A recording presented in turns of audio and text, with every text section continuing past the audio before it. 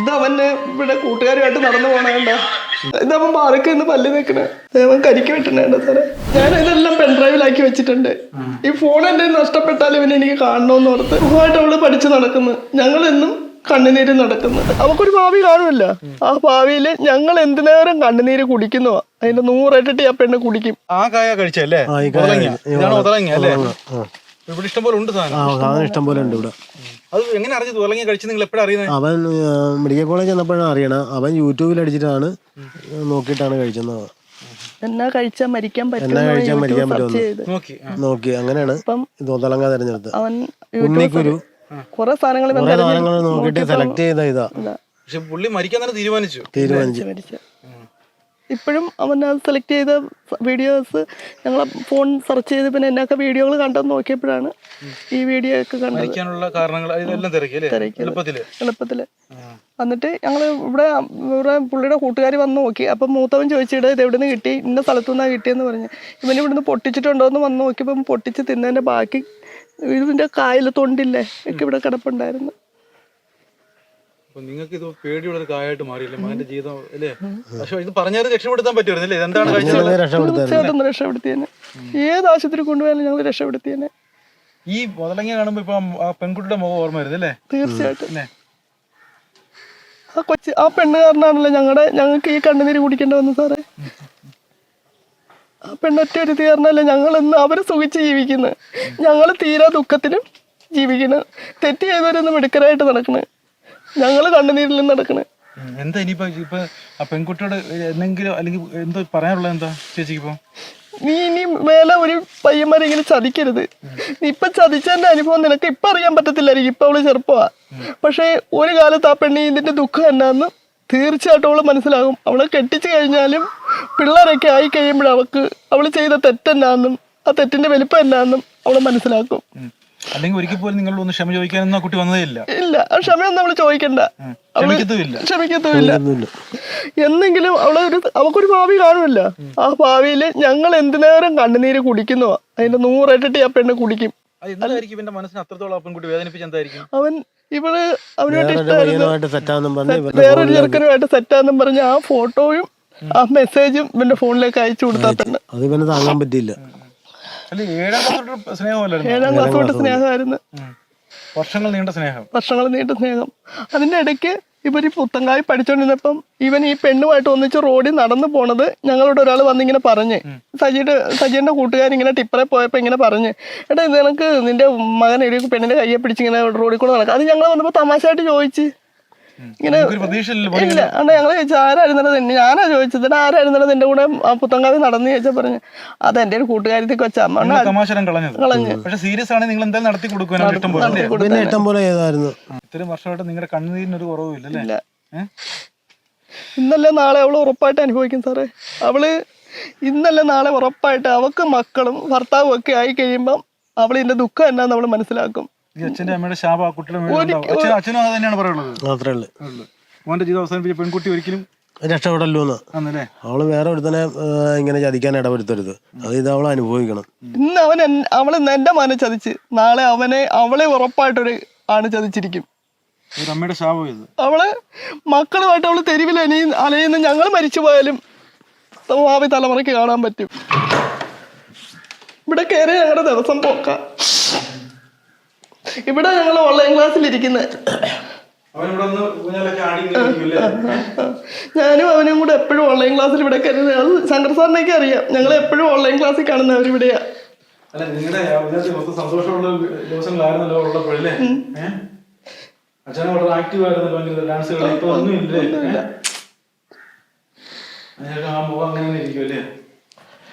ഞങ്ങൾ ഓണത്തിന് പാട്ടൊക്കെ പാടുമായിരുന്നു. ഡാൻസ് അതൊക്കെ കളിക്കുമായിരുന്നു.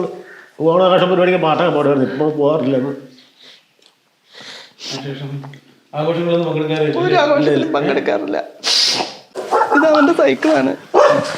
ഇന്നലെ എപ്പോഴും ഞാൻ ഈ സൈക്കിൾ കഴുകി തുടച്ച് വൃത്തിയാക്കി വെക്കും. അവൻ 10ാം ക്ലാസ്സിൽ പഠിച്ചപ്പോ എടുത്ത സൈക്കിളാ.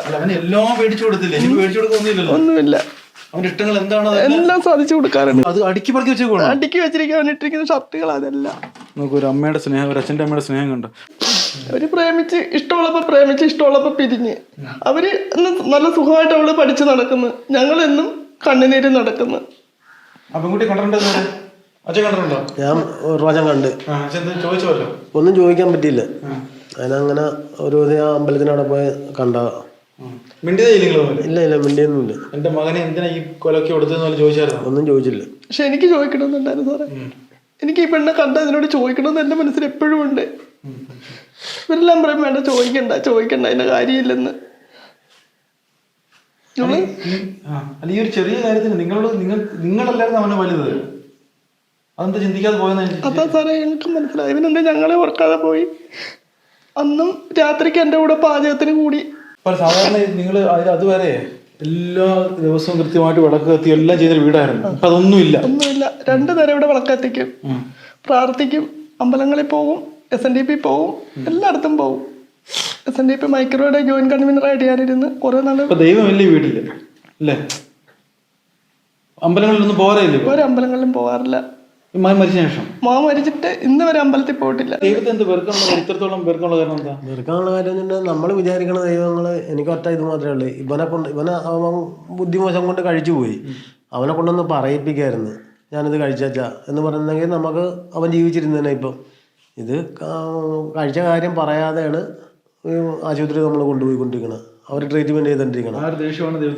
അതുകൊണ്ട് അങ്ങനെ നമ്മൾ വിചാരിക്കുന്ന ദൈവങ്ങളെ അവനെ കൊണ്ടൊന്ന് പറയിപ്പിച്ചാൽ മതിയായിരുന്നു.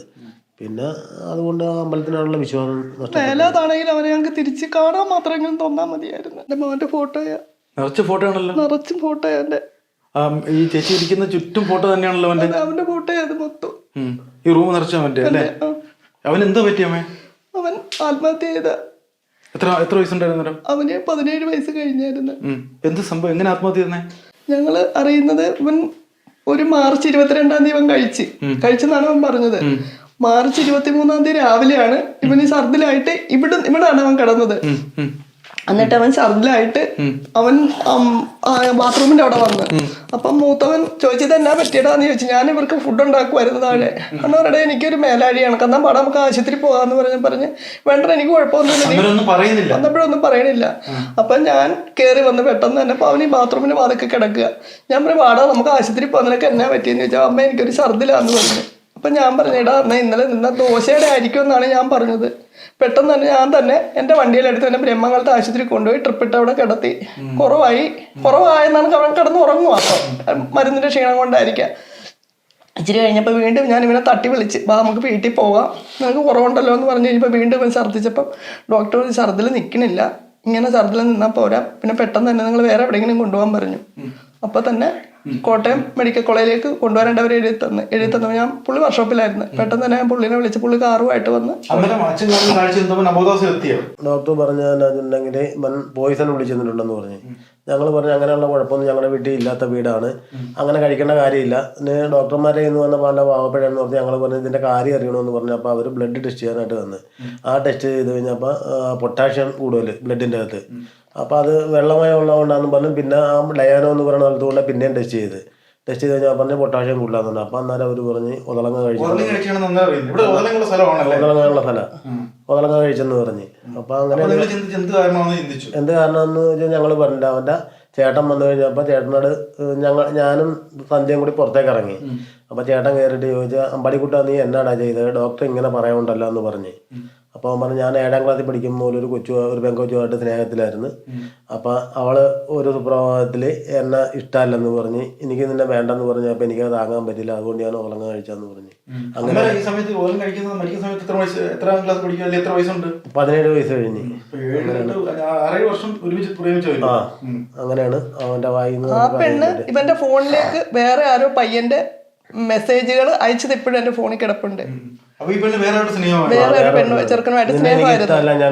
വേറെ ഒരുത്തനെ ഞാൻ സെറ്റായെന്നും പറഞ്ഞ് ഇവന്റെ ഫോണിലേക്ക് മെസ്സേജ് അയച്ച് ആ ചെറുക്കന്റെ ഫോട്ടോയും അയച്ച് അവൻ അയച്ച മെസ്സേജ് ഇവൻ അയച്ചു കൊടുത്തായിരുന്നു ഈ വിഷയം. അപ്പൊ മൂത്തവൻ ചോദിച്ച് എടാ എന്നാടാ കാരണം എന്നാന്ന് ചോദിച്ചു. ഇത് കഴിക്കാനുണ്ടായ ഒരു കാരണം വേണ്ട, നമ്മൾ 4 പേരേ ഉള്ള വീട്ടിൽ, നിനക്ക് കഴിക്കാനുണ്ടായ കാരണം എന്നാന്ന് ചോദിച്ചു. കൊണ്ടാ പറഞ്ഞ ഞാൻ നിനക്കൊരു പെണ്ണുമായിട്ട് ഇഷ്ടമായിരുന്നടാ. നിങ്ങൾക്ക് അതുവരെ ഇതിനെപ്പറ്റി ഒന്നും അറിയില്ല? ഒന്നും പറയാറില്ല, ഒന്നും പറയല ആള് വെറും തമാശ കളിച്ച് അങ്ങോട്ട് പോകും.